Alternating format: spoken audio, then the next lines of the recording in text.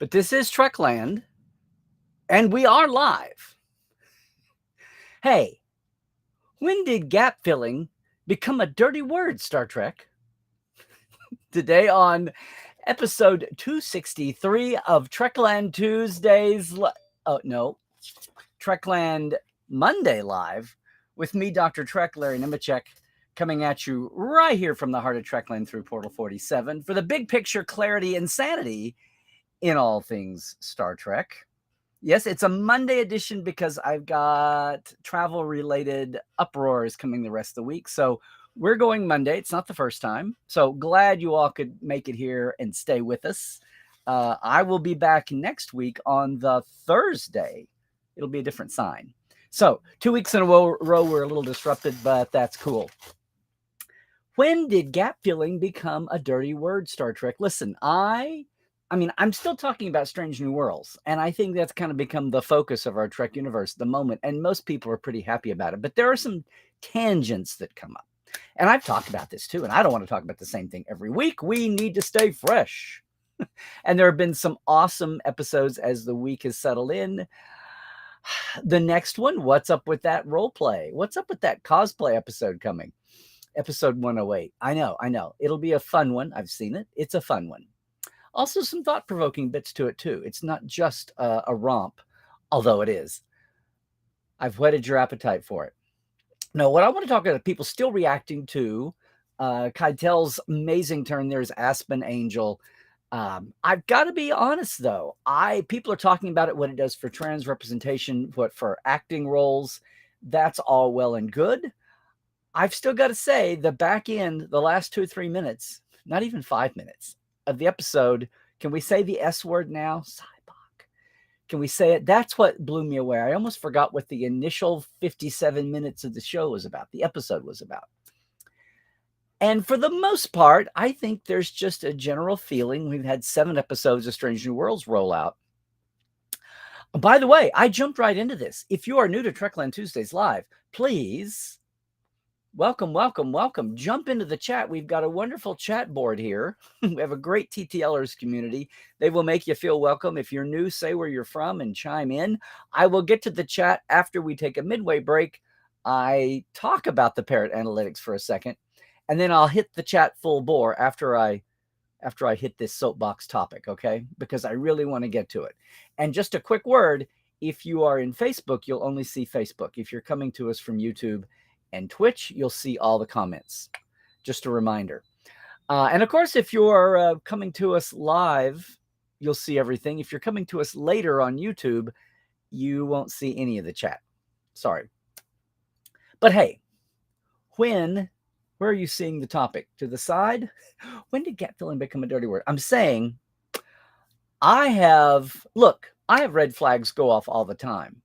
Everything to do with this series with Chapel and Spock and T'Pring and M'Benga even. And we have talked about those in the last few weeks. And it is not taking away from my enjoyment of the shows and episodes. Even what are those stars on the chart? They've had first contact with Scalos already? There's all kinds of things that I red flag. Little red alert goes off right back here. And I run to check. And parse. We go to the film room. Better than a football team. We go to the film room and watch for moments, which is what the telling memory that everybody carries away from Amok Time. You go back and watch the tape. Chapel has one reaction, and it's a whoa. She doesn't say anything. We don't see her say anything else, so it's preserved in time.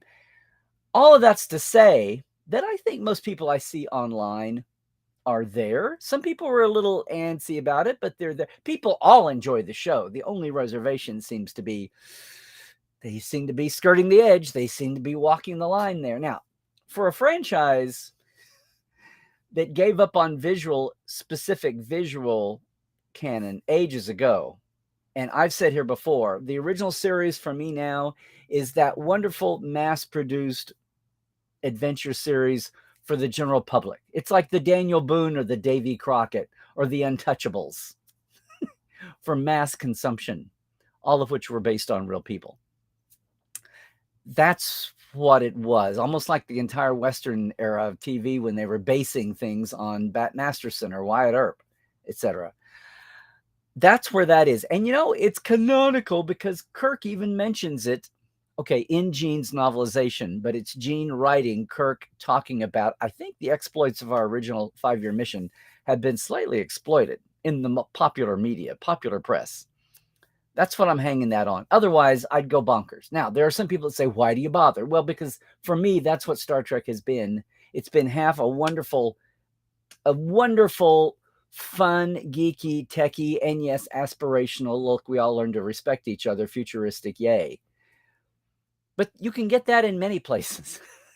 For me, it was the fact that they've hung on to this universe for so long. And I know a lot of people didn't get that.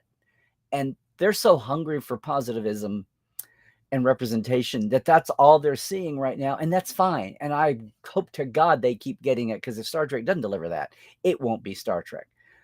But there's a big chunk of audience out here who do hang on the visual, or else why bother? Why get so invested?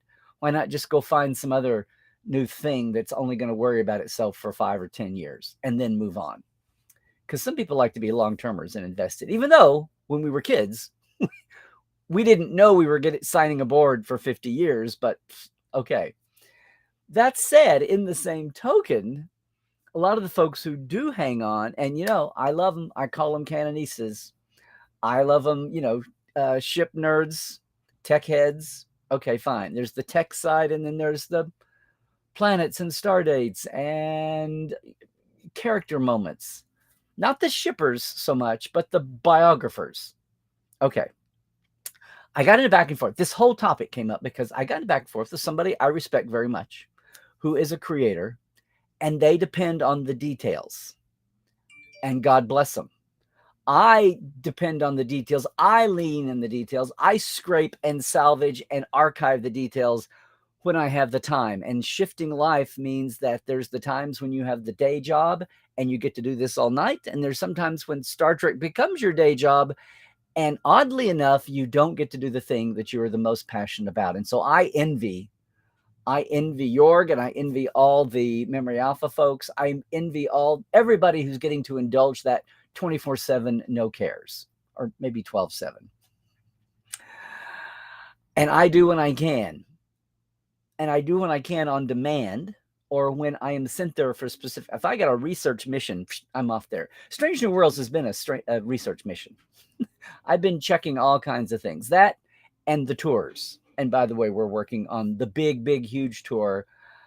It was amazing. I spent so many hours with Star Trek 4 yesterday.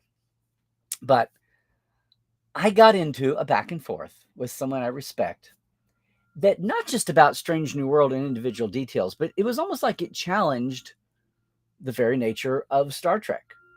Well, for me anyway. I remember back when Discovery was out, when we had a lot of folks who were just having a hard time. I want to hope they were sincerely having a hard time with, let's just say it, so many women on the bridge, so many backgrounds, so many people, if not about race and gender, processes and procedures and moods, and yes, emo, and wondering about that, and people saying, don't take my Star Trek away from me. Don't ruin my job. Or redesigning the Klingons. And people who had been so invested in Klingon fandom for years. I saw a person live in Klingon garb, not a troll, not a bot, but from the bottom of his little heart, 2017, before the debut at Vegas, pleading with Mary Chieffo and Ken Mitchell, please don't take my childhood away from me by changing Klingons. That's the passion. And sometimes passion is wonderful. It supports a franchise for 55 years.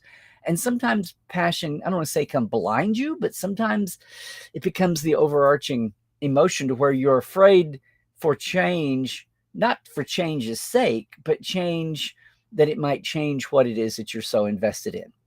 And that's been the tricky course that all Star Trek does. And all Star Trek has to do to survive, be exactly the same, but different. And also survive that hump. And it's happened every time with the motion picture, with Rathacon, with Next Generation. That's why this has not always been about bots and trolls. It's been about sincere people hanging on to what they believe in. And I get that.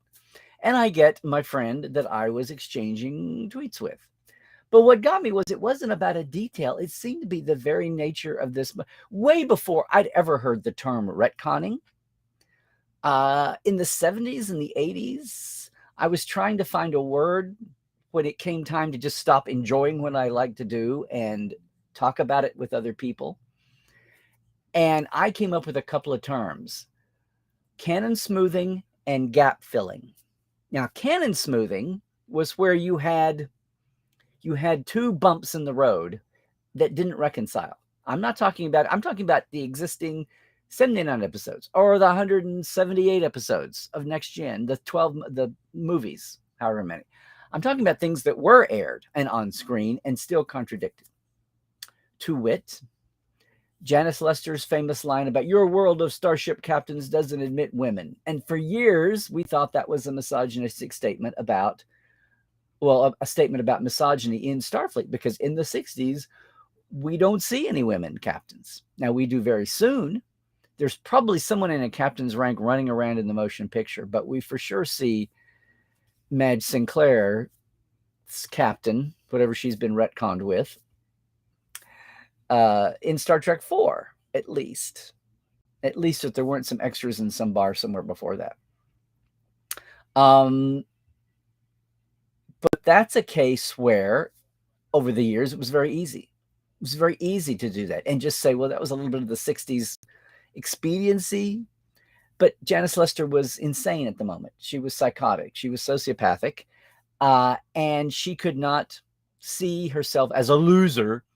So what does she do? She deflects and she projects and she says, well, it's not that I'm not good enough for you or you don't want me. It's that you don't want any women. She says your world of starship captains doesn't admit women. Does she mean his world of starship captains doesn't admit her? See, when you're desperate, you love to include yourself in the whole big picture, when really, no, it's about you.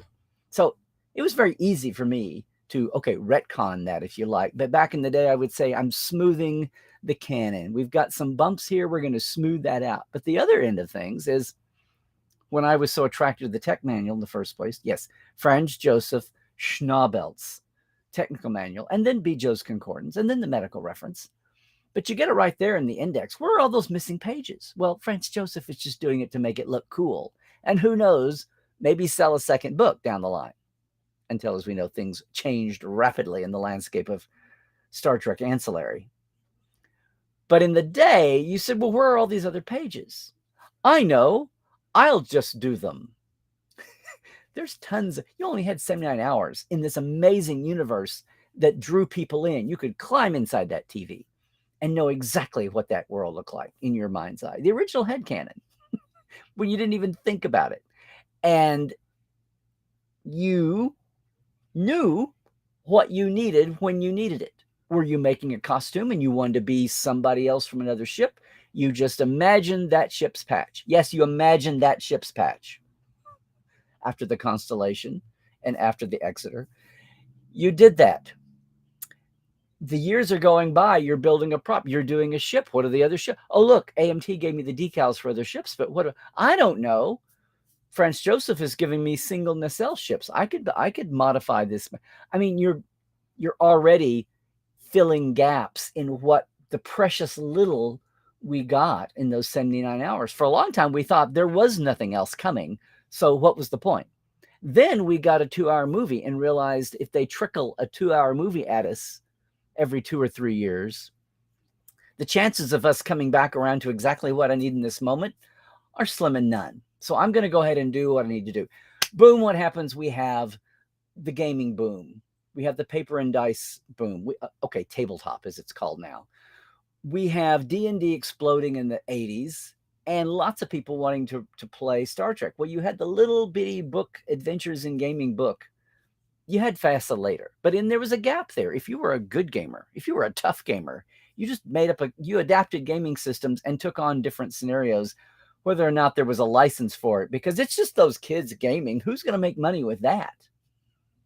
Aside from the little mom and pop presses. So yeah, I had friends. We came up with tabletop gaming rules.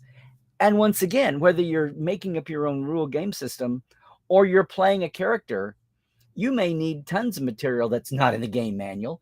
You may need material that's not on screen yet. So right there, you're off and running, whether it's for the sake of nonfiction or it's for gaming. But back to the present, I had a very interesting, earnest conversation going back, but just for the mindset. Well, what is it? Basically, the idea that I was coming up with some clever plug and play retcons, as if that was, I don't know, a bad thing or a cheap thing or a flimsy, well, if that's what you want to do, okay. I was coming up with plug and play retcons for everything slicing and dicing and threading the needle related to Spock and Chapel and Mbenga and T'Pring, from what they're presenting on Strange New and what we know in the original series, or really what we don't know. And that's what my point is. The longer Star Trek is out, we love it and we carry it. Even when we don't examine it, when we're self-unaware, we talk about headcanon now, and that's a phrase the last 5, 6, 8 years. But, there's headcanon we carry that we don't consciously run around with a label and neon lights pointing to it. We have assumptions that are just buried. One of the biggest lesson I learned in grad school is just examine your assumptions. Sometimes when you get into a disagreement or you get into a bind with yourself, take a step back or two and realize that what you're basing this, maybe two or three intersections back, you made a turn this way where you could have just easily gone the other way with your thinking, with your process, with your lines of logic and deduction. And that way you can untie that bind. You can unclunk that relationship or that decision-making process. It's the same thing with our assumptions about our headcanon. It's not even so much what we carry around with a brass plaque under it, but what we leave unexamined. But the idea that whole process was somehow, I got it, but I can see where people who take the screen editions and go with that. Look, over the years, we've had 40 years of fan fiction. The fan fiction writers were, oh my God, the Kraith. My God, if Spock and Vulcan, what did we know about Spock? How much amazing creativity in artwork and in prose, and yeah, even in some nonfiction, of Vulcan in the beginning, and Klingons later on. How much has been set up first by the fan fiction writers and their fanzines, and yeah, the nonfiction, the nonfiction folks who I get B. Joe's Concordance, and I'm like, oh my God, we got to organize these planets. Oh my God, we've got to this, we've got to that. Forget the empty pages on the tech manual index. Kids, I'm going back to the roots of fandom here and people's passions. We were doing this from square one. Sometimes it was for the good, just the good of the service. I need to know this.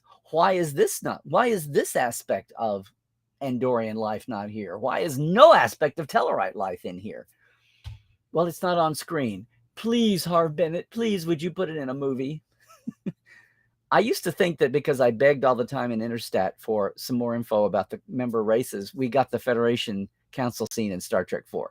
I did have a chance later on here to say, no, sorry, not because of your letters. My little unknown who is that kid letters in Interstat, because I knew Harv Bennett read Interstat. Much the way all the showrunners are reading Twitter and Instagram now. So savvy people. Say what you will about some of his choices, but he was savvy that way. But we had those of us who were needing it to do just because it needed to be done. But yeah, what about the gamers? Before, and even if you had a license, you might make a gaming book that gamers need with all the depths of information for all the species and all the ships. And then somebody wakes up at licensing and says, whoa, Nelly, this isn't canon. And you're like, but we have a gaming license and we need this information. So you had to completely rejigger your player's book. And yes, I'm talking the last stage, the early, if you go back and look at the history in 87 and 88, the first year of Next Generation, Ferengis and the D and everything are presented with a whole lot of binars, a whole lot of extra that then had to be recalled and sent out as a very slim volume and resent, because Gene's office and licensing went, whoa, you're making up stuff there. And we're in active production now. That we're not in fallow times.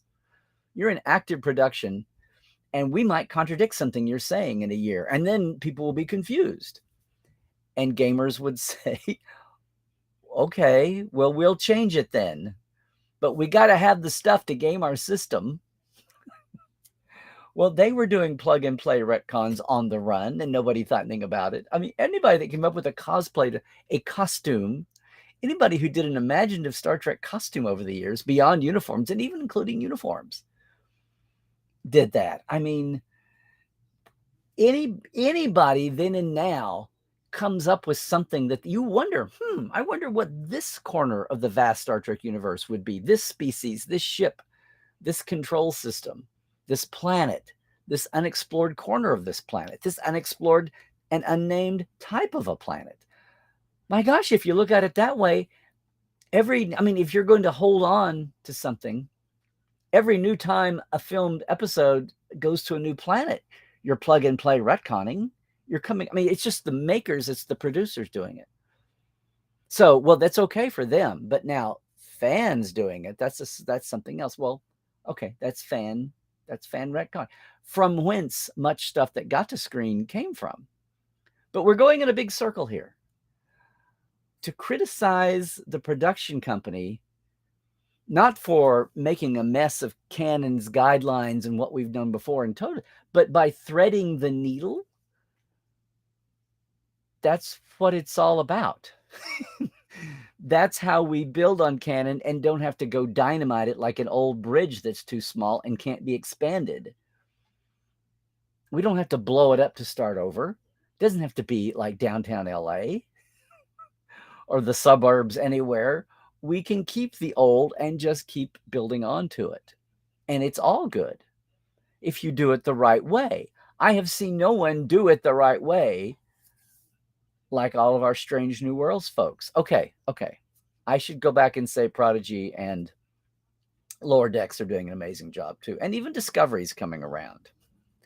It's more about tone. Well, you get past touchscreens and smart holo viewers, and we've all gone through the touchscreen dance now. So we're back to 60s TOS being the mass market productions for the kids. Okay. Still, the logic of smart holocoms defies logic. Unless you're putting all your ship's power into long-range scans just so that person knows where to sit down in the other person's room holographically. I don't know. And of course, we won't talk about the turbo lifts, but for the most part. So it's not about specific details. It's just the ability to do that. That there's something wrong with threading the needle accurately. It's like, guys, that's what gamers have done since day one, anally. That's what the fan fiction writers, that's what the fan nonfiction. And by the way, I remember at the time I used the term Star Trek nonfiction, and someone said, wait, it's all fiction. I was like, no. Okay, the Star Trek non-novels, the Star Trek manuals and guides and history books of future history and future tech. It's not narrative fiction. It's background. It's history. It's tech. It's nonfiction. Don't tell me there's no such thing as Star Trek nonfiction because it's all fiction, you nimnit. Okay, we don't do that anymore. We don't talk about nimnits. No. No, I just think it's amazing in this day and age to find people who've never considered what my childhood was about. Don't take away my childhood. Don't tell me I can't fill gaps until something comes along, and I'm totally prepared for that. Please, God, have something come along on screen. Until then, yes, I'll have canon in a vacuum, and maybe I'm going to take what somebody did in a novel or somebody else's manual, somebody else's speculative tech manual, or no matter who did it. Hey, I'll take a good idea from anywhere. And you know what? Over the years, there's been lots of times when the fandom consensus, especially the early days, the fandom consensus filled the biggest gaps of all. You could probably think of some.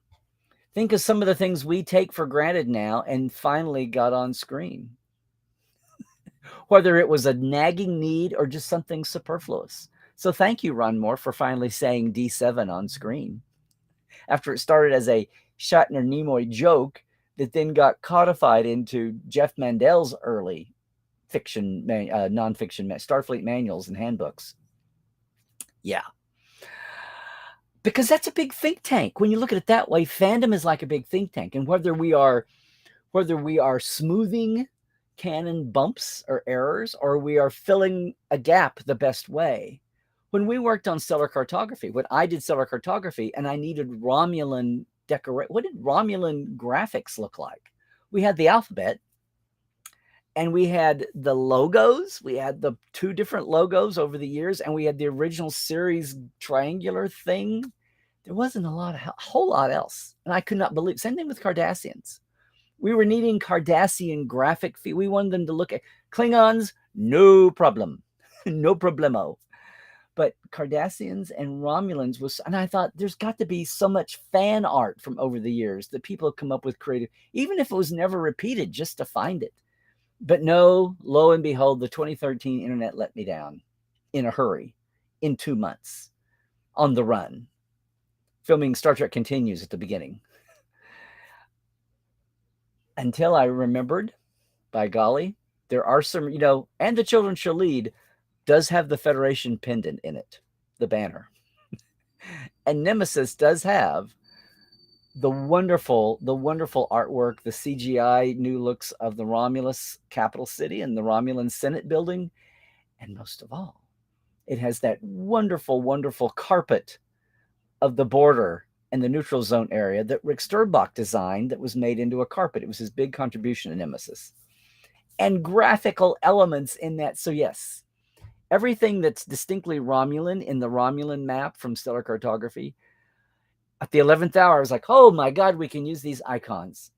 And we can use this style of layout in some of the graphical use. But it took the carpet from Nemesis.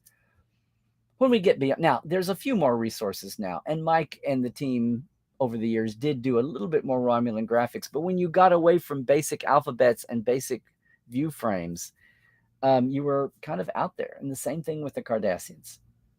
Oh, how I had wished that there had been some more plug and play retconning going on that was widely available, that I could research and not go digging through ancient 80s paper zines again.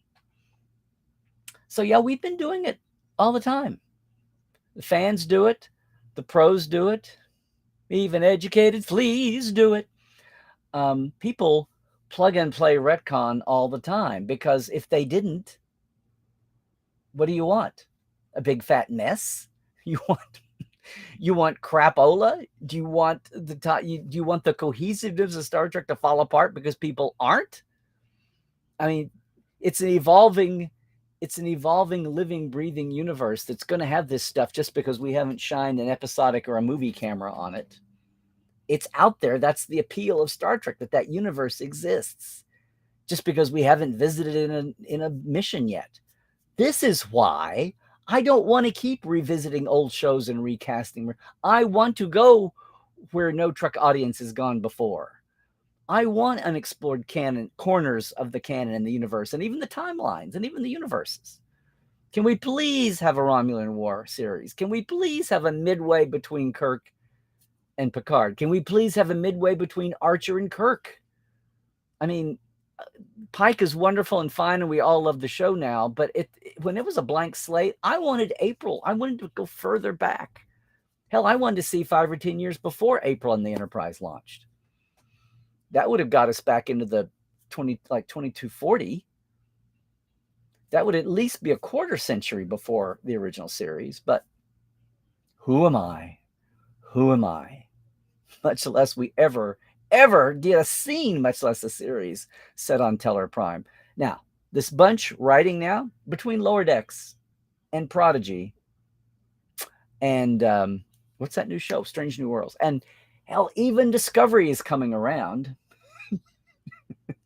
we may actually finally get my lo and behold scene. I tried to pitch Tellarite set stories, not series, but where a current crew or somebody was having to go to Tellar Prime or a Tellar colony or something. I fell off my chair when we went to Andoria or Andor, and we get into the backstory, texture, not trivia, of it actually being a moon, which was awesome. So this idea that we're going to criticize Strange New Worlds because they're threading the canon too thin,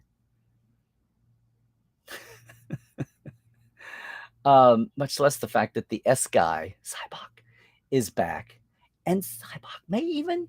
What if this? Everybody is so welcoming to the Angel character and looking forward to. Can Angel turn out to be the next Harry Mudd or the next Vosh? Stay tuned. But to have them linked to Cybok and wondering what that means for this tightly focused triangle of Spock and Chapel and T'Pring, and we know how they come out. We have 7 years to find out what happens to them in the meantime. Much less T'Pring, much less Layla Kalami. Have you forgotten her? Much less all of that. It's going to be a bumpy ride, but it's going to be a canon smooth bumpy ride for the characters, not for the canon.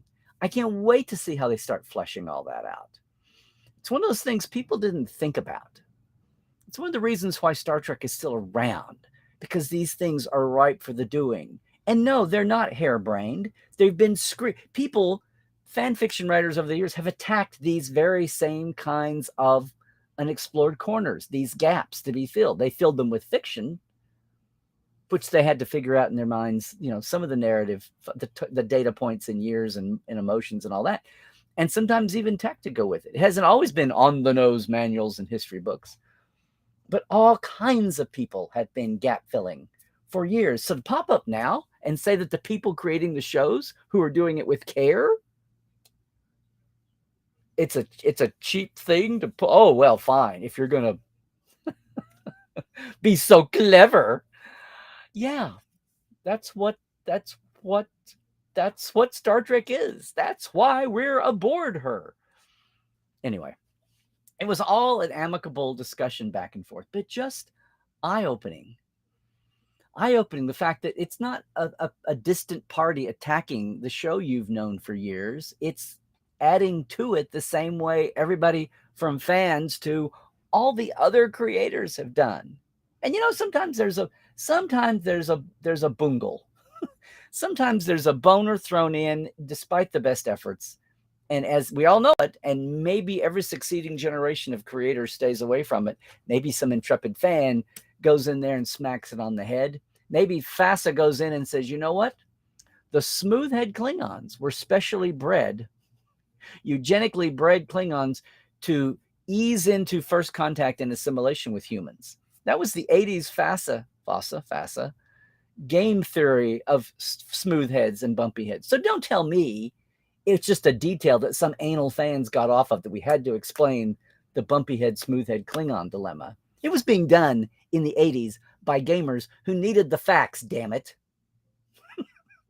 Or else, why game Star Trek? They needed the facts, damn it. And if the people behind the screen weren't going to give it to them, we'll do it ourselves, which, of course, is the mantra for anybody who works in nonfiction or fiction for that matter. If they're not going to give it to us, we'll do it ourselves, which, of course, was the mantra really behind the whole damn revival effort after 1969. If they're not going to give us a show, we'll do it ourselves. Sorry. You created the monster, Gene and Dorothy, Bob, Matt, and yes, even Fred.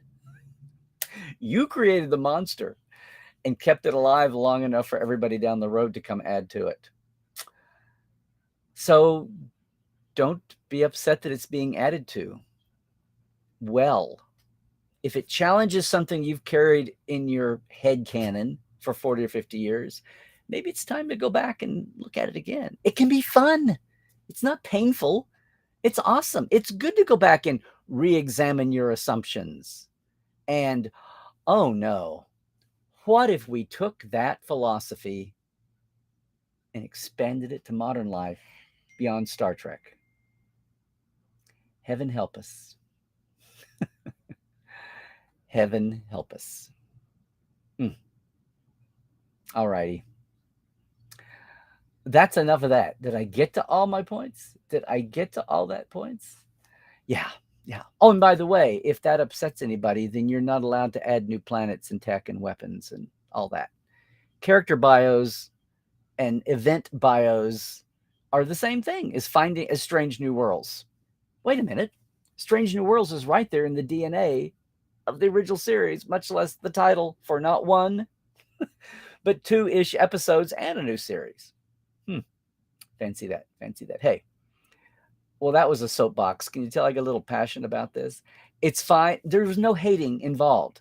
No hating. All we're doing here is opening up people's eyes the same way I demand to have my eyes opened, the same way I demand to stay awake to things that I might not be aware of because either I just didn't pass that way or maybe someone opted to keep them from me. Either way, you piss me off. You piss me off when you keep something from me that would have been very helpful. I don't know. How about you? Did I get everybody's tongues wagging? Has some news broke since it's a Monday? Does it feel off? I'm just so glad so many folks were here with us. I'm so glad a lot of folks are with us, and that includes our TTLers on Patreon. So thanks once again, Diana Hopkins, Robin Wilson, Lawrence Todd, Anne Marie Siegel, Keith Rombach, Justin Porteous, Blaze K, Nathaniel Robinson, Andrew Jasimski, and Pranakasha Productions, our newest Patreon. And hey, at our live wires, thank you so much. Whoa. Yeah. Boom. Thank you much, Rusty Harold, Halbert Gunn Johnson, Robert McLean, Alan Hoensi, J.R. Poole, Byron Bailey, David Gregory, Gay Clevin Lundstrom, and Casey Shafsky. I invite anybody if, did I get you wound up today? Do you want to keep me wound up? We're still planning on expanding a little here. So help me out. I have a simple Patreon, $5 and $10 a month. It's a shout out. And yes, it's access to older interviews. We're getting there. Patreon.com/Trekland Live. Really appreciate that. Just a word. Did you see the news? If you are a hard media person, the DVDs, Blu-rays, and rare steelbooks are coming October 4th for Picard. You can get it wherever fine Blu-rays are sold. I mean, Amazon or whatever. There's over an hour bonus features, all 10 episodes, yada, yada. It's all the good stuff for Picard Season 2. If you want to get off on the, speaking of retconning and ship porn, wow. The Stargazer, all the alternate universe bits and pieces. In fact, Dave Blass, our good friend who's already been a Portal 47 guest, and he's on the socials constantly. Please keep this man involved in Star Trek. Please get him a job on whatever the next show comes along. Oh my gosh. He's put out a wonderful PDF. They're for your consideration. It's Emmy nominations time. It's guild times. It's all the different guilds separately and the Emmys overall. There's a wonderful book that you want to download and save. It's basically a coffee table book in itself. I almost thought about doing that as the whole topic of a week. Maybe we'll do that next week. Meanwhile, you can relive it. I'll get your order in there. It'll be October 4th. Just letting you know. Also letting you know as a reminder, if you are headed to Trek Vegas, the day before, Wednesday, August 24th on Con Eve, we are having our one-day offering from Geek Nation Tours led by me out to the Valley of Fire. It's a location tour. Have you heard? It's the new hot thing. Been doing them for 10 years, but it's now the hot thing post-pandemic. Love to take you out. It's like 7 hours. We leave at 7 in the morning because it's hot. Get into town, geeknationtours.com, or the actual link is on my homepage at larrynemichek.com, along with the link to the Great Birds Origin Tour that I'm doing the weekend before Vegas, as it turns out. But it's the end of Gene's centennial year. This was bumped from the beginning because of COVID. So here we are, 2 days going to the life sites of Gene, and that will include Desilu Studios, excuse me, Paramount Pictures, Desilu Gower, that is. It'd be good if we could go down to Desilu Culver, but it's under construction. Remodeling. Love to have some more of you with us. It's going to be a small tour. The headquarters hotel, you don't have to stay there, is the Hollywood Roosevelt, but that's where we'll start each day, both days. Some surprises, and yes, Rod will be with us, and some more things we're working out, some swag to come along, and all of that at LarryNemechek.com. And yes, there is a new Trek Files out. New Trek Files will be out tomorrow. Normally we're on Tuesday, so tonight at midnight, look for this. It's a visit with, he's a return guest. David DeMint's going to be with us. David DeMerit. Did I say David DeMint? That's someone I went to college with. David DeMerit. He knows the nuts and bolts of production. He was assistant director on the latter years, Voyager and Enterprise. First and second assistant director. Works in production, teaches the thing, all aspects, including story now. And we take a fun look on some new eyes at some old production documents. So you want to catch the Trek Files, it'll be out at midnight tonight. On the page at Facebook is where the document is too, but you can get the audio anywhere fine podcasts are caught. And someone didn't silence their phone. Having said that, everybody, if you're leaving us now, hang on if you're live. But if you're going away there on YouTube later on, it's Larry Nemechek on Twitter. It's Larry Nemechek's Trekland everywhere else. Please subscribe while you're here. And Portal47.net for a mini-con all year long for backstage goodness. All right? Hang on. I'm going to take a second.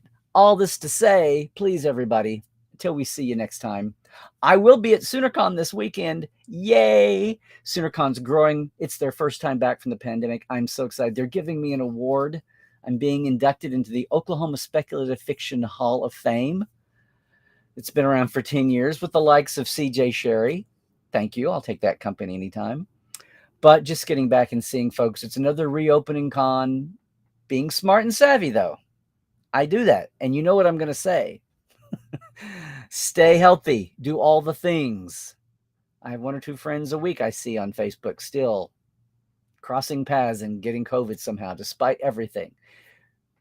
Not in a hospital, not on death's door, but lots of folks, the kids are just now getting the vaccine. Lots of folks will never be able to take the vaccine. So not by choice. So please, please, please do all the things that are in vogue at the moment in play, and stay woke. Don't fall asleep on what you might not know. So trek well, everybody.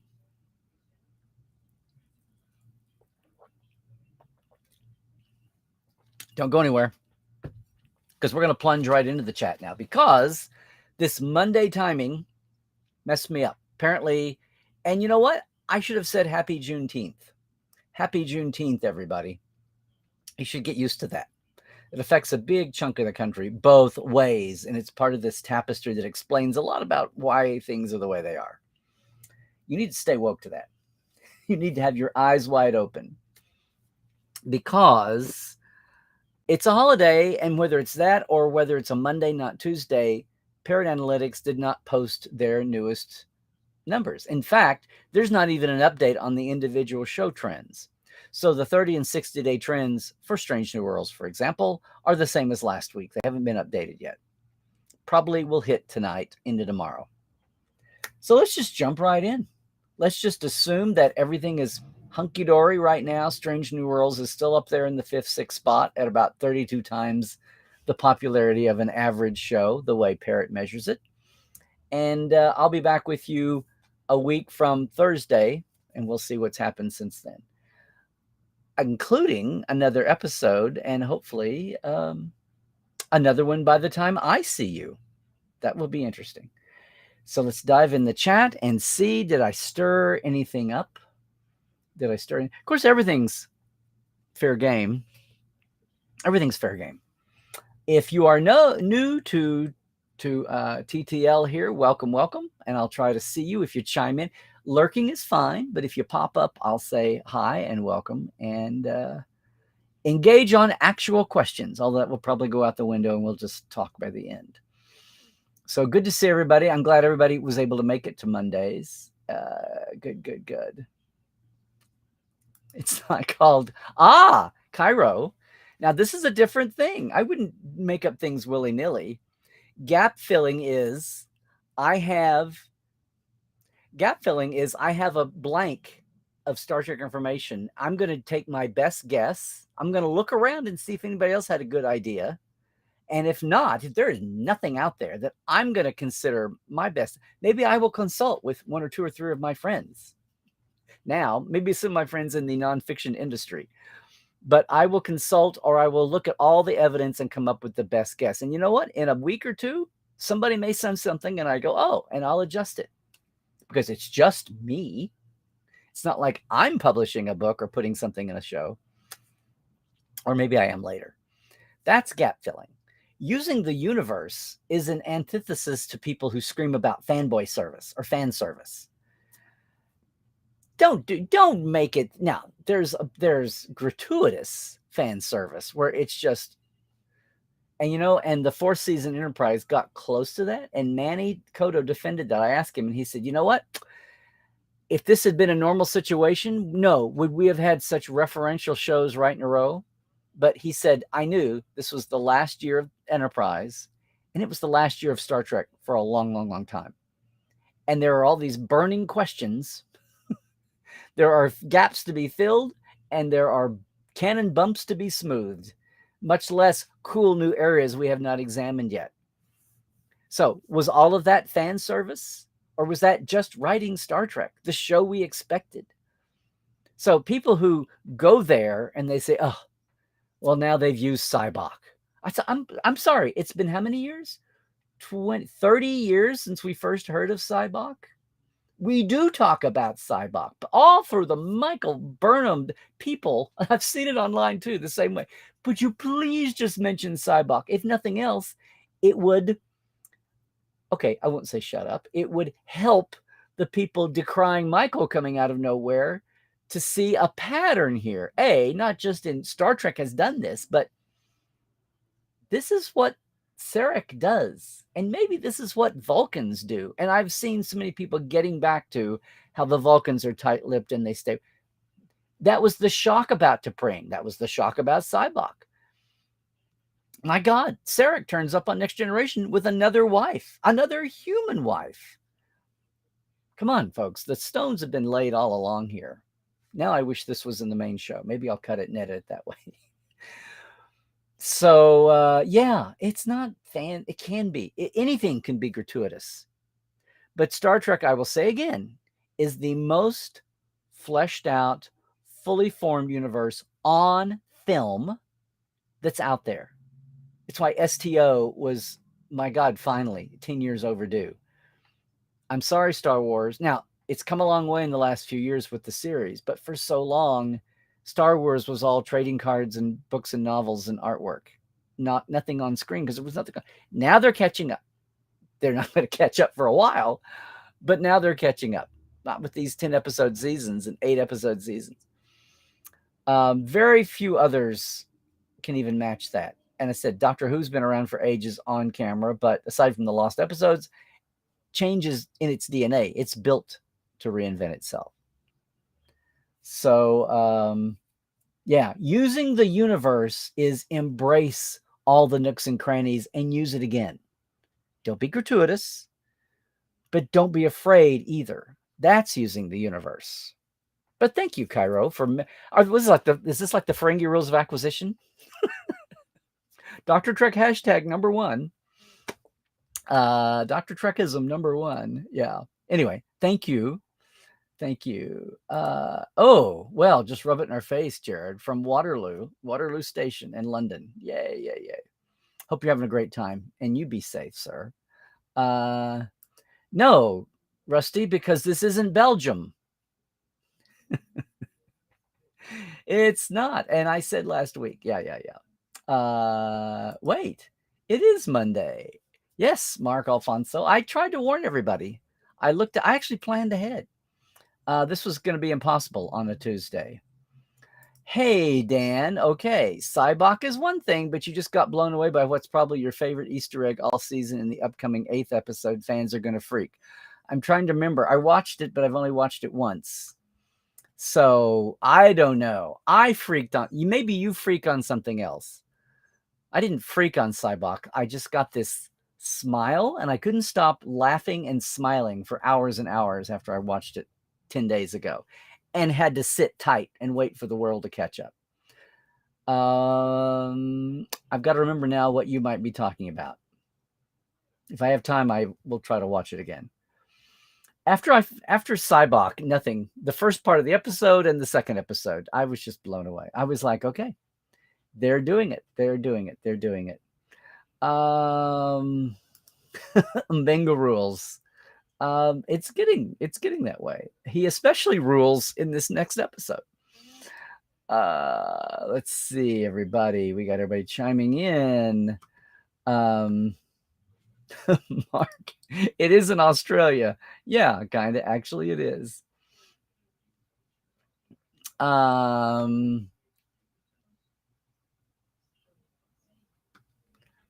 T'Pol kiss Trip in Enterprise, but what is with kissy face Spock? Well, Linda, doesn't it make you think he's younger? How did we explain shouty Spock? He's young. Well, he's only 2 or 3 years older than that now. He's gone through his not shouty phase now, thanks to his turbolift stick with number 1, apparently. But he's still a younger man, and he's still half human. And what I keep coming back to is he must have gone through some roller coaster. There are a lot of folks who say, but Pike and number 1 know about T'Pring and Ponfar. Yes.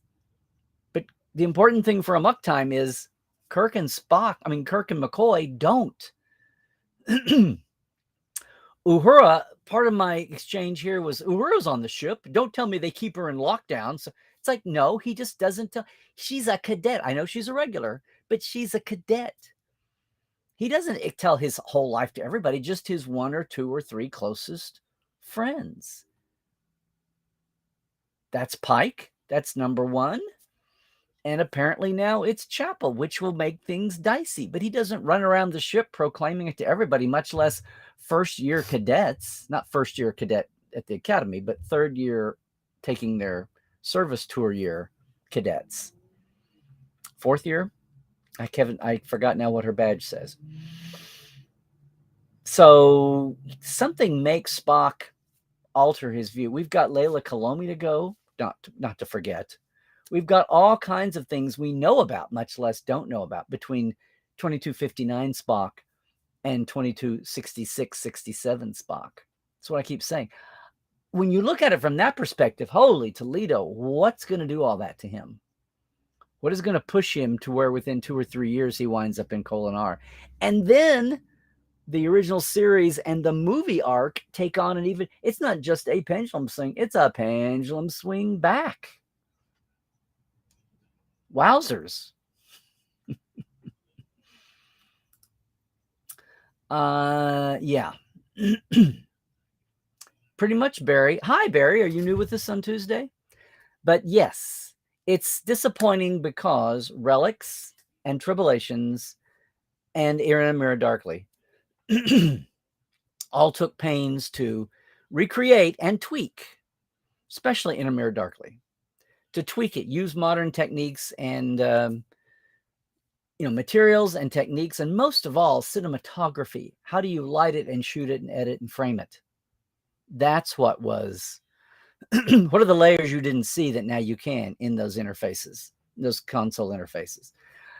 That's what I wish had been taken to a whole new level with Discovery, but it didn't happen.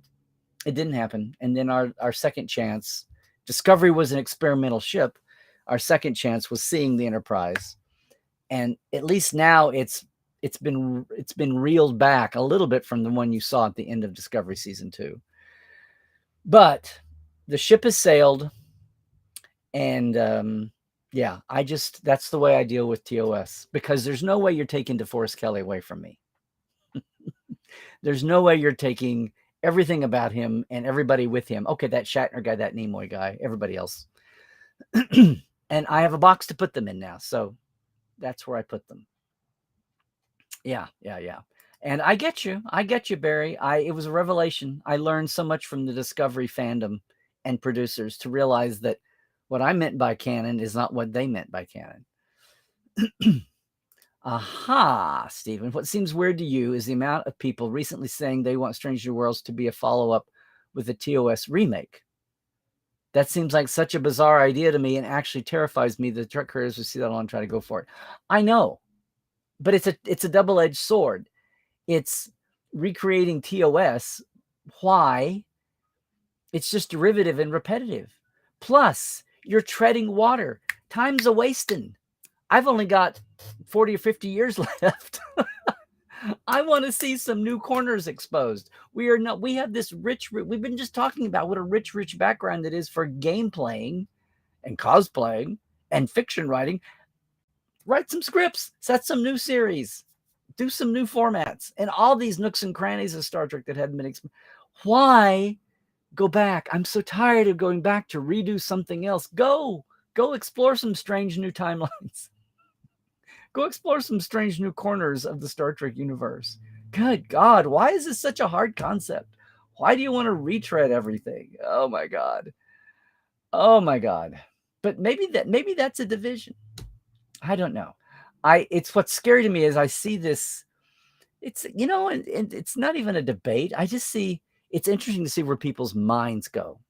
Like the people that wanted to resurrect Star Trek for themselves in the 70s, their minds went to fan fiction. I'll write stories. My mind went to flesh out the universe. So it's amazing. I mean, our minds go different places. Everybody's take and reaction is going to be different. But seems like there's a fundamental thing of people that see the holes and fill them, and people who see what's between the holes and assume that's all there is. I don't know. Oh, well, I guess we'll never know what the patch of the Congo is. I don't know. But it's been a revelation the last 5 years. Yes. What are you saying, Jared? You've come to believe the biggest thing holding the franchise back at this point is the original series. From a certain perspective, maybe. But I'm all for lovingly re-wallpapering the original series in little ways. But once you get... Look, gang, at some point, we're going to have real faster-than-light drive, and it will look nothing at all like Manny antimatter output channeled through dilithium and into warp coils. It may involve some kind of a subspace bubble, but it may be... I mean, at some point, the very heart and core of everything we love about Star Trek, you can't mix matter and antimatter cold. At some point in the 50 or 100 years, it's all going to be as lovingly wacky as watching from the Earth to the moon and having the iron ball shot out of a cannon at the moon and spearing it in the eye. At some point, we will eventually get to that. And no amount of retconning over all the years, original series or Discovery in the 32nd century, no amount of anything is going to take that, is going to fix that, justify or make that, resolve that with the real world. It's been interesting. We drew maps, artists, illustrators, everybody did maps of the Milky Way, and then we figure out that the Milky Way is a barred galaxy. We just kind of start making barred spiral maps. Late Enterprise, and then everything with the Kelvin movies, and then the modern series. All the galaxy views and maps now have the barred spiral in the middle, where we just simply didn't know that before. So, we've got canon maps on screen from Next Generation that show no barred spiral in the middle, and we just have to, there's a point where you have to do that. You say it's a transmission glitch. It's a display glitch. Yeah. Thank you, Scott. We reach, brother. Thank you. Yes, Barry. Klingon bumpy heads versus smooth heads. What are we saying here? Hi, Lawrence. How you doing, man? In TOS, we had a view of one ship in a wider universe, so the possibility existed, but we never saw it. If that's a gap, then so be it. Those gaps should be filled. Yeah. I loved Journey to Babel so much. that I was tired of always being on the same. When I was a kid, I'd think, there's a whole galaxy out beyond this one little ship. I mean, these guys are great. This Kirk and Spock and McCoy guy, they're great. But there's a whole universe out there. Can we go follow these blue guys and the pig guys and everybody else, the little short gold guys? Can we go see what they're doing? Much less together. Oh, Michael, was that a drinking game thing? We're life support living. Okay. Hey, Diana, hope you're doing okay. So was Kirk a paladin in my D&D hack? What do you mean D&D hack? We came up with a Star Trek game, and I did a whole scenario. I'm bored with gaming because I don't get the appeal of medieval times. I sat down with a gaming, and then nobody would game it with me because they thought I would come up with some harebrained thing and win because I knew I would come up with some use of the tricorder on-screen cannon that nobody remembered. So nobody wanted to game against me. So I had to DM. And the one time I DM'd our made-up game, yes, we had avianoid species called the Kawin. K-W-I-N. Okay, fine. The Kawing. But I didn't care about playing Kirk. I had a Tellarite engineer, Kravorst, Fagalst. Yeah. Dan, what are you saying here? You remembering today how Dorothy Fontana spoke out in opposition to Star Trek Enterprise, saying there didn't need to be a show before TOS was good enough as a starting point chronologically. I'm paraphrasing it. But the probability... Hello? The probability based on that would seem to suggest that she'd be against Strange New Worlds for the same reason, too. I'd love to find that interview, Dan. She may have been feeling protective in the moment. She may have felt like her legacy was being wiped away, which is impossible. We needed to build her legacy more, not worry about going away. But, the original series actors originally were not thrilled with Next Generation because they thought they were about to be wiped out by the hotter, cooler, newer thing. And hey, if it wasn't for us, you wouldn't have a job, that kind of thing. And eventually, time passed, and it's a big galaxy, Mr. Scott. There was room for everybody. And this whole idea of not a show, one at a time, we have a limited framework of fan ability, but that it's a franchise, and everybody is a building block in that franchise, in that universe, in that timeline, and fleshing it out, and everybody has their part to play. And I'm going to think that maybe, I don't remember the subject coming up with her, but I'm going to say that maybe she came to peace with it. Now I'd love to call her up and ask, but I would love to see, obviously it was in 2000, 2001, 2002, and she had another 20 years. I would love to go back and try to see if she said something later on, or if she came to peace with it, the way that a lot of people make peace with things. Gene eventually made peace with Harv's movies. In fact, used some bits and pieces of that as they created Next Generation. They all talked about adding the letter instead of a number to the ship name, and that got worked out for the A and then the D in the pivotal year of 1986. But please, if you can find that, so that's fascinating. I'd never heard her talk about it that way, about anything in that way. And I'd love to see that interview and see actually when it was. If it happened in 2018, then that's a little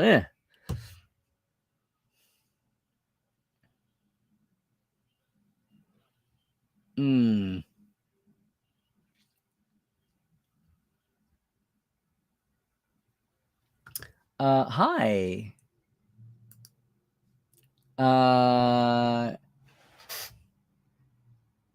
Timothy?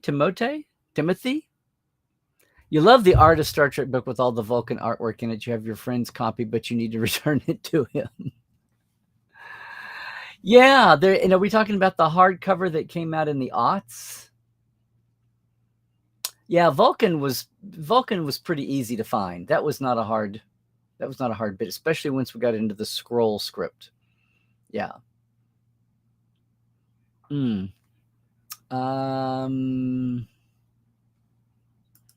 Yeah. Now, a lot of people, Harv was great. The TOS movies are big. A lot of people had problems with him, and he had some bumps. The Excelsior was designed to be the new Enterprise. If there was going to be an Enterprise B, well, that's what it became early on. But originally, the Excelsior was going to replace the Enterprise until they realized that's where all the pregnant guppy remarks. Some of you that love the Excelsior in your ship porn needs, did you know that when it first came out, a lot of fandom rejected the fact that the perception was that it was going to replace the Enterprise, because nothing could replace the Enterprise. And there was such a fandom backlash, at least among the tech heads, that's why the -A came about. The initial plan for Star Trek 3 was that this is going to be because they built the ship. The revolution in visual effects had happened so much that 78, they built a huge ship for detail.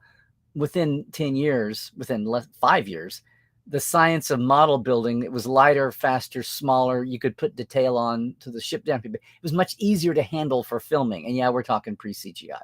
But in the analog model motion control days, the Excelsior was a much better model for filming than the original Enterprise built for the motion picture. It was big and heavy and clunky and a pain in the ass to deal with, to shoot. And I remember, I've gone blank on his name, but talking about in print dog, oh, what a great model and a great ship, and can't wait for it to take the place. And people were so pissed about that. And people said, that's not near as majestic as the Enterprise. It looks like a pregnant guppy, was the thing. And by the time of 4, the decision had been made, okay, we're not going to touch that rail, that third rail. We'll have the Excelsior around, and it'll be fine, and we'll eventually give it to Sulu, as was supposed to happen in Star Trek 2. Set the stage up for the Excelsior from 2 to 3. We'll let it be fine and not be saddled with its testbed failure, which was sabotage, by the way. But no, we'll give them an Enterprise and just let them be on the Enterprise, and it'll be the Enterprise A, and now we've set another paradigm-spanning moment. Yeah. But just so you know, Harv didn't always have the first bead on things, but he was pretty good, obviously, and he got good people. He got good people, and they did not do him. They did not. He had his own Gene Roddenberry, got to draw the line and walk away moment with the Academy script, which is interesting if that had been done now instead of Shatner's. Harv was the first one to find out that he might be a producer, but in the world of Star Trek, it's the actors that have the initial clout. So when the studio went with Shatner's most favored nations angle and not his script, he did what he had to do and walk away, and was very burned about it for years and years and years. Yes. Prodigy is generic, but it has standout episodes. Yeah, I don't know if you mean generic or how you mean, but I think I agree with you, Timothy. Gene's original vision for TNG was so non-PC. I wonder how it might be taken today if he'd been permitted to go ahead with it fully. Well, that's because a lot of what he was doing, non-PC now, in the 80s, I don't know. Originally the D was supposed to be this ship going out with families because they weren't going to be close. They weren't going to be back at star bases and checking in. Original series was supposed to be out on the frontier, space the final frontier, but then they wind up, they never went back to Earth because they didn't want to get into the politics and depict it on their limited budgets. But no such qualms in Next Gen because it was the 80s and 90s, and the Cold War was soon over. By third season, the Cold War was, collapsing. The Soviets, and it was all going to be one big happy fleet as far as the planet went. But I know what you're saying, Dan. I know what you're saying. Yeah. The original series was a compromise with what he could do with censors and budget for his original vision. And plus just being another 20 years loosier-goosier into the 80s. The hard part for some fans is production trumps non-production, whether we like it or not. What do you mean by that, Lawrence? You mean production as in screen versus fanzines and fan manuals? Or do you mean production as in the physical production versus the writing and conceptual end? Can you explain? I think I know what you mean, but yes. The Jeffries tubes look great if you don't want to talk about turbolifts. Yes, that was an amazing turbolift. If we're going to have a little bit of a surface. And you thought Star Trek was all about science and nonfiction. Right. The science of dilithium. Exactly. You will not rest until Trekland livestream is a holographic projection. Hello, everyone, and welcome. Let me come sit down in the chair in your room. I will sit down, and it will be the same chair for everyone, no matter where you are. Yeah. I thought that too. In gleaming white, not platinum. Ship porn gone wild. Yeah. Including the yellow tube with the box, the junction box on the side. Yes. What are you saying here, Barry? She meaning Dorothy? Dorothy seemed to be speaking definitively, though she were representing the authority on the ship. Only Gene can make that statement, the actual creator of the universe. No, I mean, everybody can have their opinions, Barry. But that's true. I don't think if Dorothy said that, she was speaking for Gene. She was speaking her opinion. But when you speak your opinion, you kind of assume everybody knows you're speaking your opinion. Unless you say, on behalf of everybody, living or dead, who ever worked on original series, I'm saying, but apparently she didn't preface it that way. So yes. Gang, she said either on microphone or we've got it taped from her session. One of the 2 times Dorothy came in to do some Trek Files. The subject of number 1 came long before Strange New Worlds, long before Discovery brought Una number 1 back with Pike. Way before that, or maybe just at the first glimmer. We were talking about number 1, how it was a shame that she never had any background. And Dorothy said, well, I always assumed she was called number 1 because she was from a cloned planet and she was the number 1 of her type. I do have that on tape somewhere. So, you can talk about Gene and his 4-breasted betazoids or something, but whatever you want to chalk it up to, or, Spock with the metal plate in his stomach as a red Martian. We talk about that, but then that's the reason why that's a first draft before 47 more. People that want to get everything from scripts and stories to casting lists. Oh, look who was considered. Well, no, that was a wish list. It was written down, but maybe it was written down for 5 minutes and then something else came along later. I mean, everything is a process. That's why context is not just for kings. But then I did that topic about 2 years ago.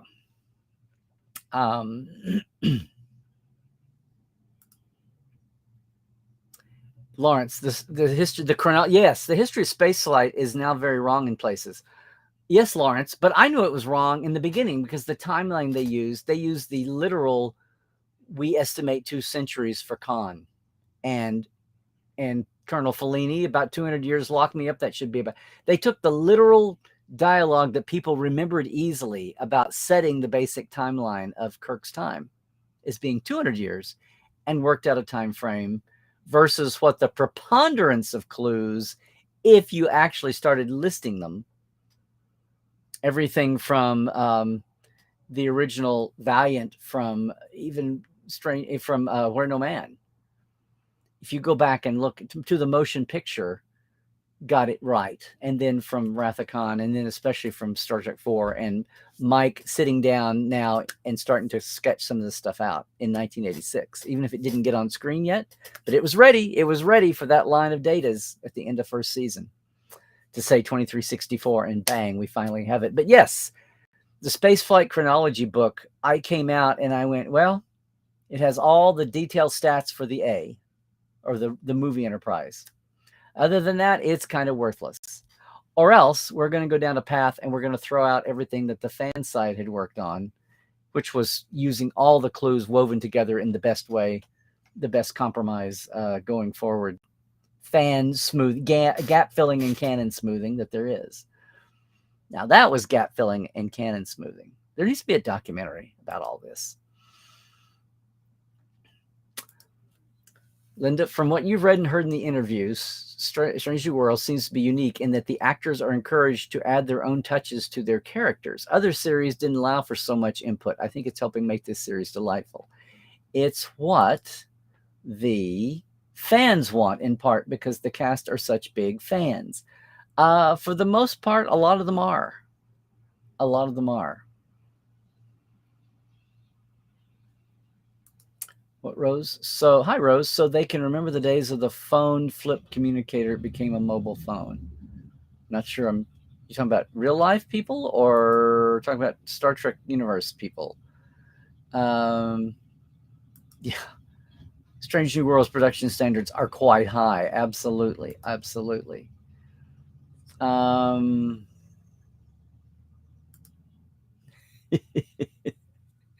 Star Trek V, The Final Frontier is still out of the question as being candy. Yeah, I said last week. So the most watched Star Trek movie this weekend is, surprise, Strange New World. Yes, Errand of Mercy does have a highly preliminary logo for the trifoil thing, the claw 3-point. That only exists painted on the wing of the D7. But we grabbed that and used it for the Klingons. But yeah, there is a kind of an octagonal thing with tabs thing for the Klingons, something. Yes. Well, in some ways, Timothy, it's a shame that props and sets are so expensive they need to be replaced by CGI, a breed of artists becoming extinct. Can't CGI forever. It's like when the art of thatching roofs was lost when tiles were invented. Yeah, many things. The art of horseshoeing, the art of a telegrapher. Those are a couple of things that I remember. It's not that they're too expensive. It's just that they can do more with CGI. So how does an actor really need a 3D scope and a director for blocking, or is it just going to be a vast wall that we almost never get to? Which is why for like engineering, it's pretty helpful. Oh, have I been freezing? I hope not. Thank you, Lawrence. You remember #time for Teller Prime. Yes. I haven't seen Harry Judge involved in things lately. Maybe he did too many interviews. Maybe he did that one with me. Was punished for it. I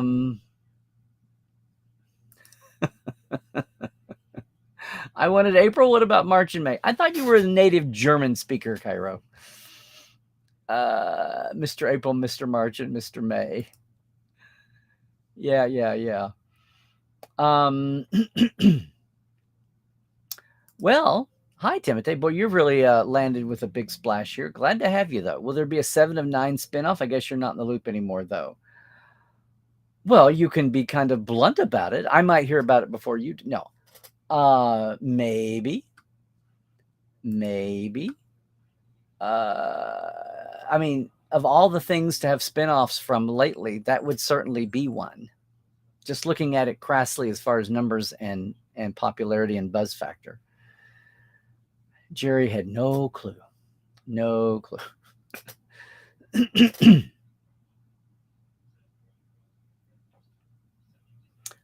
True. Sometimes it's the same artists, but there is a process now when you see the original illustrators then hand their work off to a CG artist, and then it's turned into 3D CG. Cairo, you don't need a link to Cybok. You need your pain. It's great that it's finally acknowledged that there is another half brother. Yes. A lot of this was just survival. It's like all the actors. It's like all the people when movies went from silent movies to talkies. Some people got left behind. Some people adjusted. And it was sad that some of the pendulum kind of came back and people didn't go bonkers CG, that there was still a need for analog effects and analog stunts and, all of that. Yeah, adapt or die is kind of what it is. Yes, Star Trek Online has been doing this for 10, 12 years now. They have been intelligently moving into an era 30 years. Well, now it's getting bumped up against by the new shows, but originally they went, 30, 40 years in the future from Nemesis, and very intelligently not only looked at routes to project out to, but also then wrote it all down and stayed within their own continuity. And now, now they've had to kind of tweak some of that.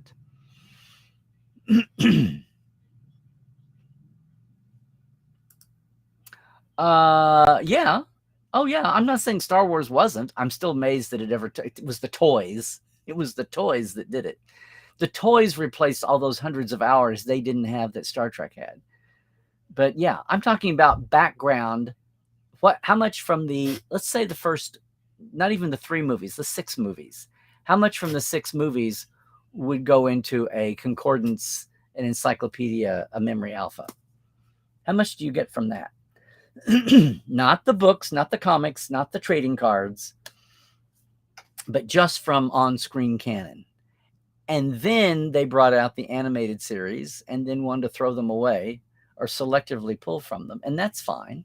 So now you're looking at still going back to now we have Mandalorian and yada, yada. But those are very incremental. And they're not 26 a year, 2 at a time. Yep. Somebody's been watching those background. 8,000 a phaser. Yeah, of course those are prototypes. Eventually some company will come along now and 3D print the thing and do the tech, and they'll mass produce them, and they'll do them for 300 a phaser. Exact same thing or better. Yep, handmade is handmade and always has been. Unless you were like Wah Chang and you were getting underpaid for what you should be doing, because it's only science fiction in a kid's show. And it's only going to be around for a year or 2 or 3. Who's going to care in 20 years? That's gone out the window now, of course. A question. Since before no, forget it. Is jewelry like Aspen Angel has considered wardrobe costuming or props? Does it matter that she touches it? Oh, it's wardrobe and costuming. Yeah, it's not props. Unless it's like a prop that comes off and now it turns into a gun or an emitter or a transmitter. And in those cases, the departments will work together. Like there's lots of times makeup and costuming had to work together, or makeup and props had to work together. When Armin was the talking face of the box, that was Mike Westmore and Alan Sims had to make the box and then skin it with the plastic that was attached to his face. It was a huge thing. And then they had to very carefully, this is pre-CG. Today it would just be CG, but back then they had to carefully carry the box, cut a hole in the transporter, set it down, let Armin get underneath the transporter platform. And if that silver had ripped anywhere, they would have to go in and hopefully they could touch it up and it wouldn't show on camera, because you couldn't just fix it in post so easily. The analog world was the analog world. So the fact that, she's touching her wardrobe. The wardrobe was on her skin, her costume. So that's not a point. It's not like a thing you put down and, it's on her. Yeah. Ordinary. Now, again, if the jewelry turns into I'm going to make a little phaser derringer out of my brooch or something, then it becomes a prop.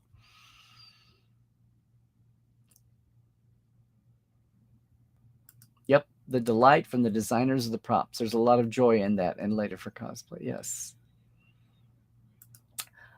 Sorry, Cairo. Yes, I should have mentioned that. The discs are for US, Canada. I should have noticed that.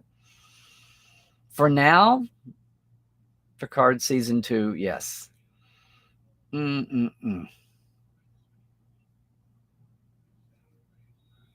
Yes, Bernadette Croft's been out. Bernadette is the one that did the deal for everybody in the world to be able to buy the Strange New World boots.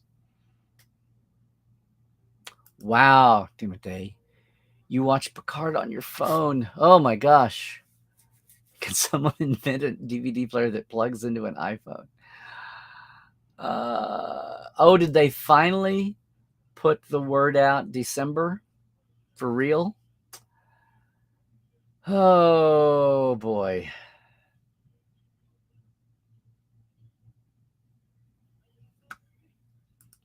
Someone will have to tell me if this is going on. I didn't read the press release all the way down. Yeah. Well, some folks, Timothy, are looking out for the big EMP to wipe everything out. Still have your discs.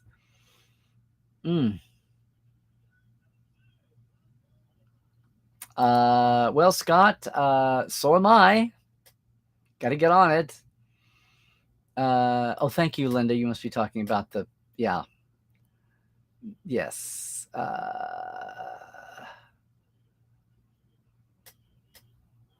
Oh, Italy in, see, I missed this.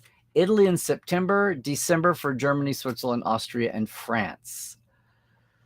Okay, well, then you can stay in the cave until then. Oh, you got to run? Okay, nice to see you. Okay.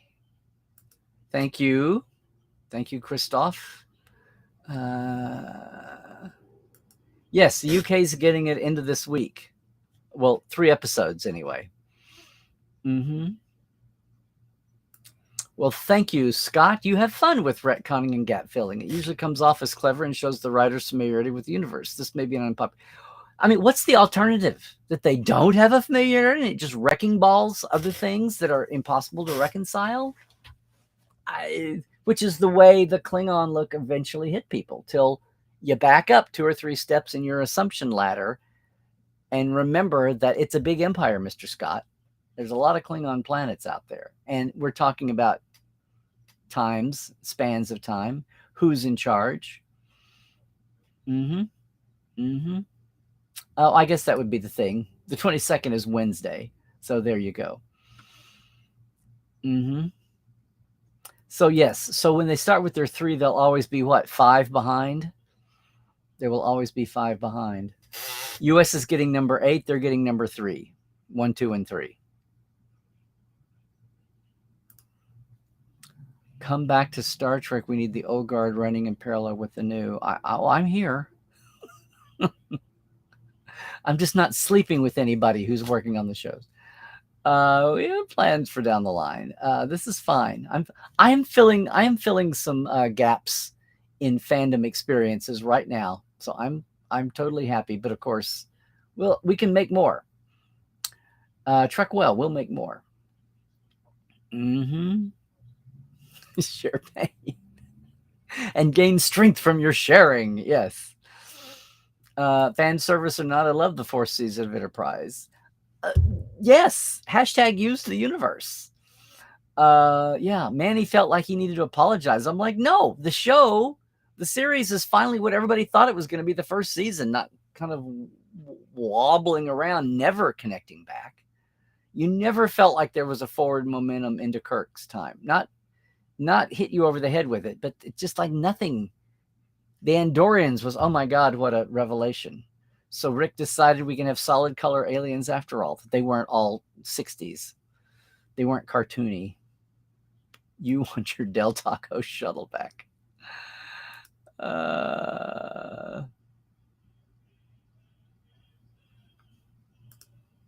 No, I'm not knocking franchise for being just books and trading cards. I'm saying what people use for canon. Like, have it on screen, not books. Because as we saw, those can be dismissed. You can dismiss something on film too, but it's a lot harder. Plus, the entire fandom does not read, and the entire fandom does not trade cards. But the common denominator of any fandom, the core thing, is, do you know anybody in any fandom goes, well, I don't watch it, what's on film, but boy, I sure love the collectible card game. I sure love the tabletop, but I don't watch the thing on film. That's said absolutely no one.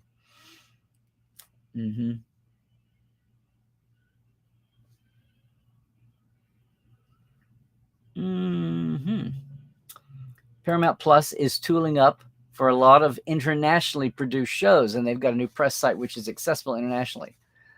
Well, they're growing, and if they're going to have an audience and make money, that's where the audience is. Why turn that down? They're just now, when it was CBS All Access, because the because that wasn't where the corporation was. Now it's back to being Paramount again with the global focus. And some of these growing pains and glitches, if they'd been together in 2017, all these deals with Netflix and Prime, they wouldn't have had to have that. It would have just been, how fast can we get Paramount Plus in all the countries? Yeah, and I know we could totally jump into the Doctor Who fandom, of which I'm not an astute person, but I have friends who can tell me in a second. Mm-hmm. No, they're just all busy doing other things, and there have been Brian Fuller was an old Star Trek. He wasn't a showrunner, but he was an old writer-producer. The women.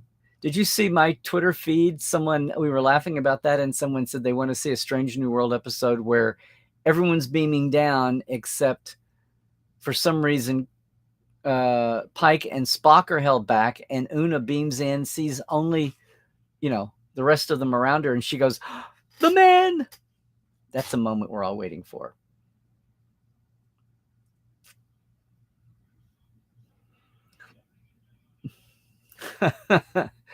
I don't know, Christoph, if it's going to be that elaborate for your favorite Ferengi living in Austria now. Yeah. Uhura knows 27 languages. That's amazing. Well, it explains a lot, right? That's why I kind of cringe still at the Klingon dictionary book scene in 6, but oh well, it was there. Or was the Sato? Yeah.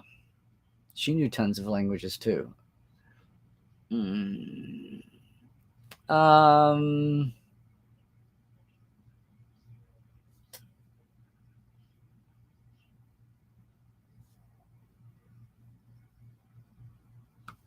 Oh, well, I thought he was talking about writers, but yes, writers versus creatives, designers and such. But yes.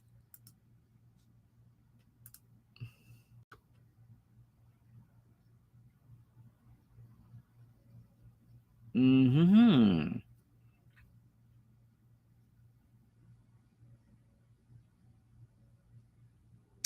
I didn't know where you were going with this, Cairo, until I got to your last sentence. Series need a reboot when the original stories don't hold up the times anymore, and you need to redo them so they fit again. Star Trek does not need a reboot. I was watching. What were we watching? That we all caught up in the charm of it, and then realized what cell phones would have done, what mobile phones would have done to the plot. In the old days, you'd watch a movie and think, an old movie, and go, wow, if they just had a telephone. And now you watch and go, well, if they just could call anywhere, anybody, then it would always be people stuck out in the boonies without cell service. No, the Akutas do not do a show like this too. The Akutas have been busy working. They're back on For All Mankind, season 3.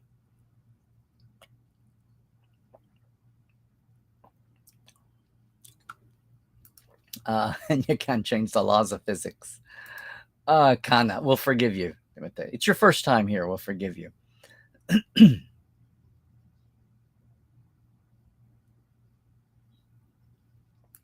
Yeah, Mike and Denise just limit their time. Yes. Well, this is what I'm saying. This is what I'm saying. I wanted to go, not that I don't like Pike and want to explore his character, but I would have gone back to April and then brought it forward. And Pike could have been apparently it's canon now. Pike could have been his first officer, and we would have seen him also. And you could have seen how the different leadership styles, what are they?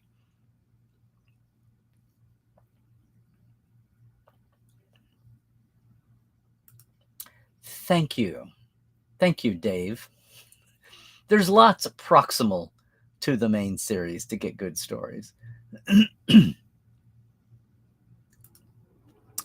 So, Dan, you're thinking if they focus on exclusively or nearly the aliens, they might lose viewers because it wouldn't be accessible?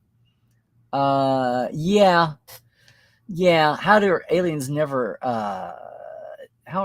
never not interesting? Okay, so the Ewok Christmas special or the Wookiee Christmas special wasn't a thing. But yeah, I think we were I thought we were way past this. This is very 1995. Where are we?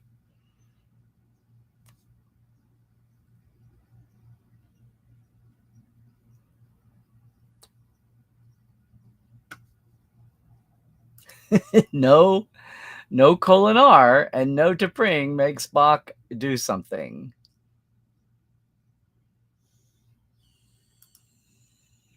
Oh, well, if it's from Star Trek Monthly, the Architectural Digest magazine, then it's from, yeah, then it is from 01, 02, 03. It's from back in the day and before they ran out of whatever. They ran out, what, by 03? So what would Dorothy have thought in the 20 years after that? Just saying. Would she have gotten more comfortable? They only went 3 or 4 years.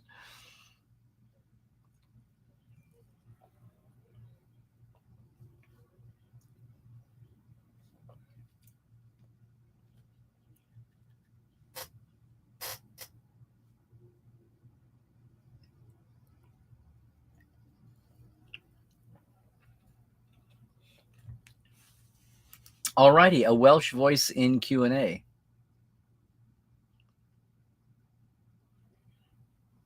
Okay. Let's see. Lawrence, I'm not sure I mean, I vaguely know what you're obviously talking about, but not precisely. If you're still with me.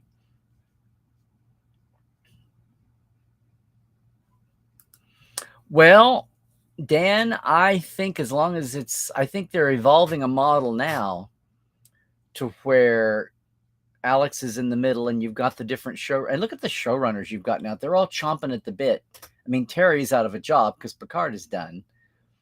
But you've got Henry Alonso Myers and Akiva, and you've got writers beneath them. And then, of course, Aaron and the Hagemans, and you've got Mike with the two animateds, and you've got the Stavs they have are great at being pros and evolving, growing the ladder, climbing the ladder pros, but who a ton of them are Trek fans. And it's not like I think it's good to have somebody with perspective in the room.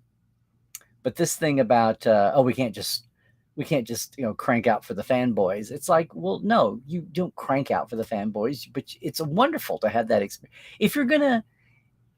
If you are going to do a show and you need a police advisor or you need an army advisor, if you're doing a show about lawyers or doctors, and it's like, well, we're going to have a medical advisor, but why not get one who's a writer and a doctor or wanting to do that? So that they don't just know their field, they know how to interact and offer solutions, and so they're not saying can't do that, or do it this way, but they're already in the mindset. So yeah.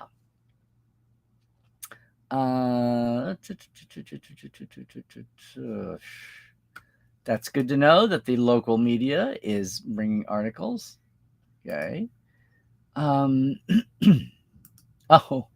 you heard somewhere that Christine Chapel and Number One were sisters. That, Linda, that's what people had fun with Majel over the years. Or Majel may have even said that. But that's very definitely a 70s, 80s, especially an 80s thing. That's an 80s, 90s era thing. That smacks so much of the peak of original series film time before TNG took over the zeitgeist. Yep. Yep. Let's see.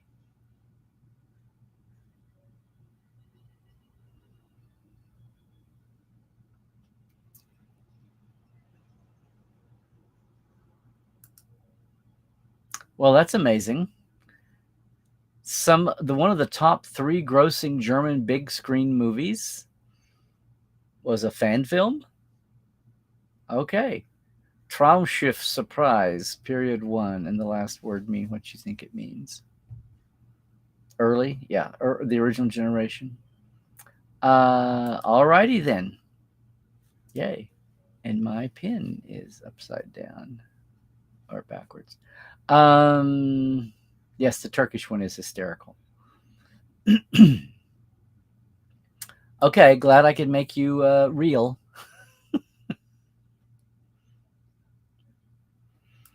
Yes. I would say so.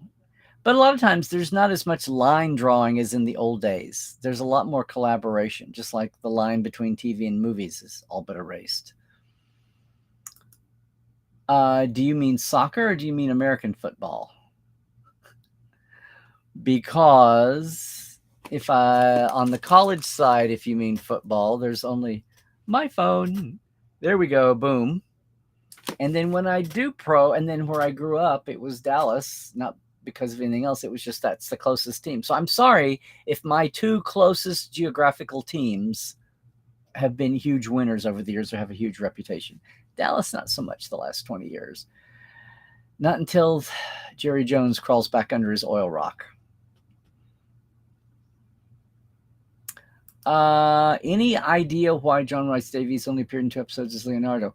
I don't think it's about John Rice Davies' performance. I think it's about when they were worn out with the Leonardo da Vinci character. Yeah, I think they, if you notice, they start off with, here's the new holodeck program that's going to be the big thing on Voyager. And then it goes away after 2-3 times. I mean, certainly her gothic romance or whatever thing, the Marseille, Sandrines. God, I haven't thought of Sandrines in ages. Sandrines didn't last long, and they spent all that money on that pool hall set. And the Leonardo lab was a big deal that they spent time on. And what do we wind up with? Oh, then Fairhaven. The Paxal Resort might have been the thing that had the most usage. Crazy.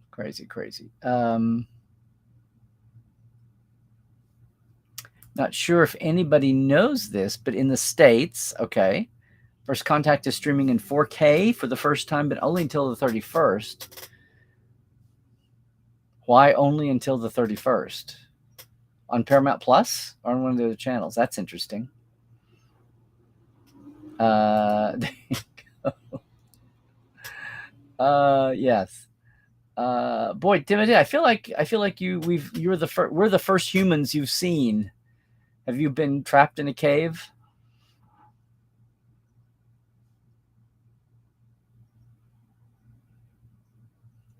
Oh, please not again.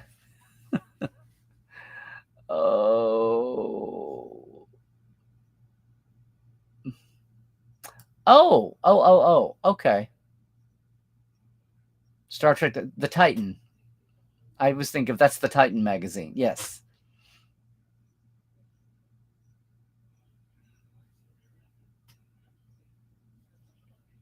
Well, Linda, somebody might have cutely inserted it into one of the, especially in the 80s, see Ishmael's saga. It was just a fun thing. I think, why did both of them look so much alike? Oh, they were sisters. Like, it wasn't needed.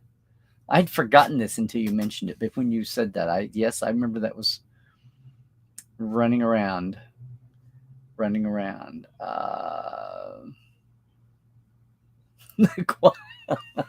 Stephen, the quality of your life increased tremendously after you stopped caring about the Cowboys and if they win or not.